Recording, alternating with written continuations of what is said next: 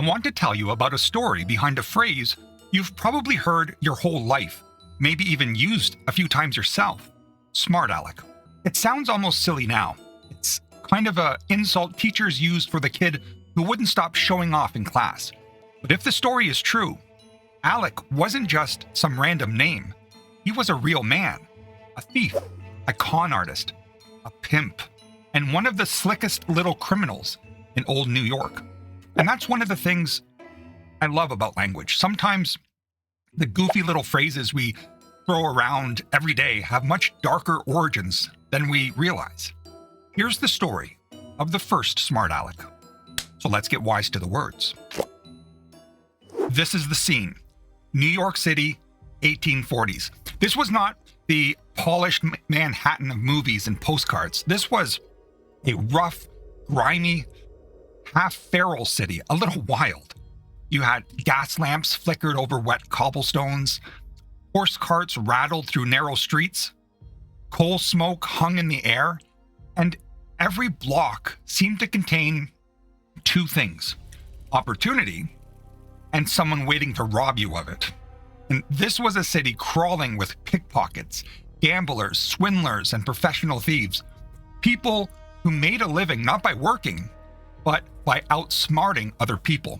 And in that world, one couple developed a reputation that made even hardened men a little nervous. Their names was Alexander Hoag and Melinda Hoag.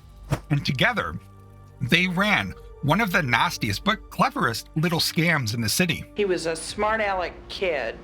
On the surface, Melinda worked as what people in those days politely called a lady of the night. But she and Aleck weren't just hustling lonely men. They had built a system, a trap. A theft so smooth that even victims didn't even realize they'd been robbed until long after it was over. It was known as the panel game. Here's how it worked. Melinda would spot a target, usually a traveler, a businessman, an out-of-towner with money in his pockets and bad decisions in his bloodstream. She would charm him, flatter him, and lure him back to a rented room. By the time he got there, he'd be relaxed, distracted, maybe a little drunk, and absolutely not thinking clearly. Once inside, Melinda would keep him occupied while he sat down his coat, his trousers, his watch, his wallet, all the little valuables people casually toss aside when they think they're in private. Then at just the right moment, she would make a tiny sound, a cough. Just one, soft, casual, nothing. Not even noticed by the guy. But that cough meant everything. Because hidden in the wall behind the bed was a sliding panel. And the second Melinda gave the signal, the panel would quietly open. Aleck, who'd been waiting in the next room the entire time, would slip inside. There wouldn't be a dramatic entrance, no shouting, no struggle. Just a quiet shadow moving through a dark room.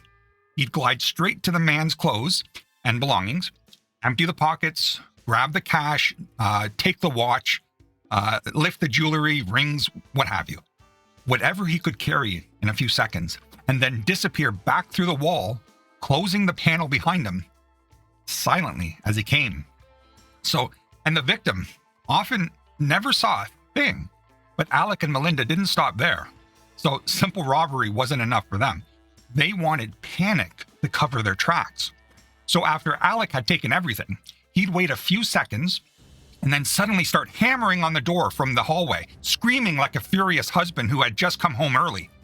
You can imagine the scene.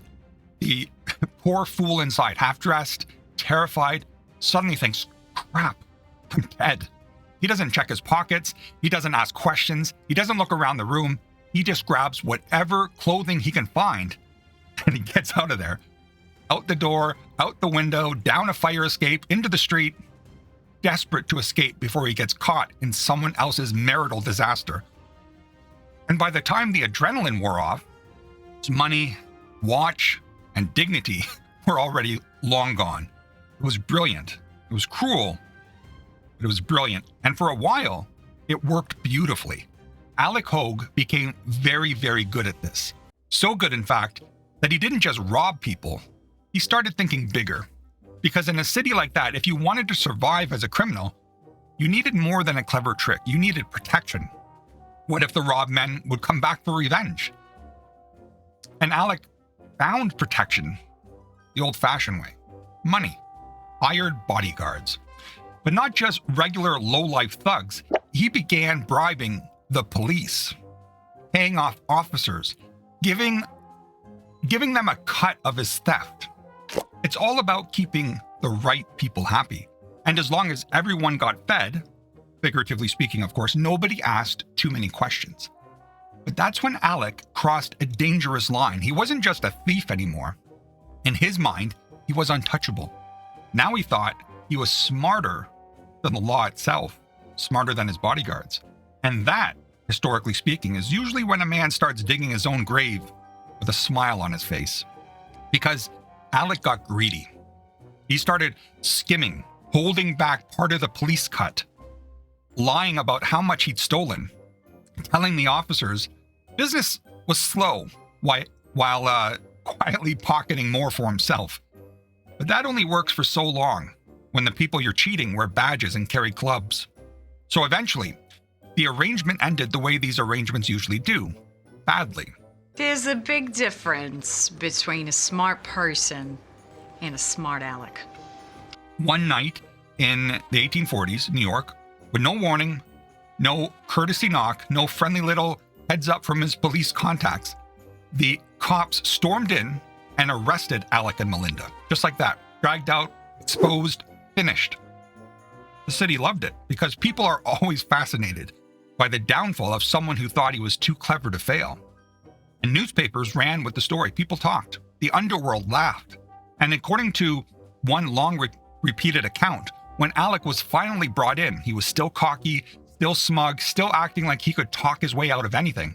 One of the officers mocked him with a nickname, Smart Aleck. And that apparently is the birth of this phrase in the English language. Not as a compliment, of course, not as admiration, but as a sneer.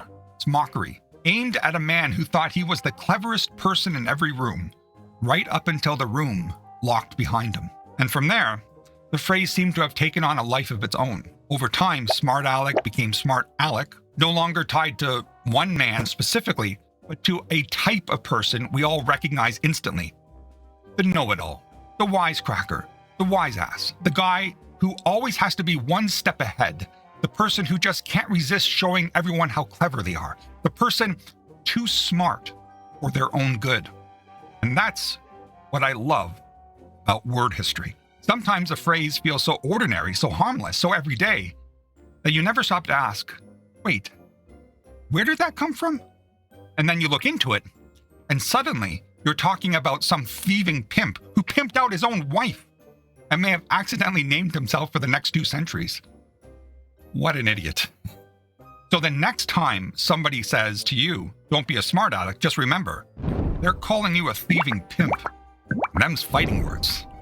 I'm just kidding. You're just being too smart for your own good. What you just said is one of the most insanely idiotic things I have ever heard. If you enjoyed this one, subscribe for more stories hidden inside everyday words. And I'll see you in the next one. Now you're wise to the words.